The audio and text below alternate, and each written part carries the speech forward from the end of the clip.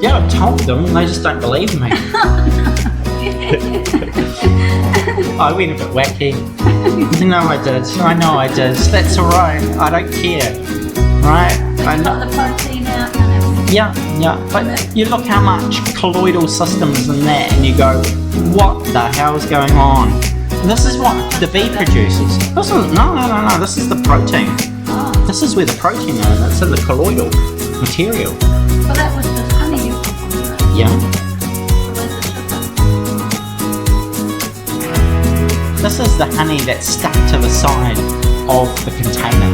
This is the material that sticks to the side of the container. This is the active material which just sticks to the side of the container. Well, no, there is sugar there, but the sugar's soluble, right? Yeah. And so you don't see it unless it's crystallized, and then you see the crystalline form. Yeah.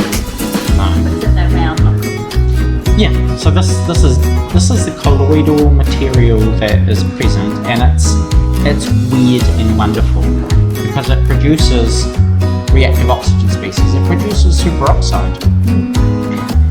So this was a German found that kind of stuff. Yep. And here there'll also be pollen somewhere. Somewhere. There should be pollen.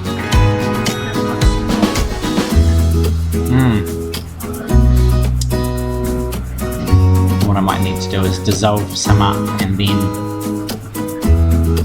But no, I'll show you because it's cool. But Some of the dark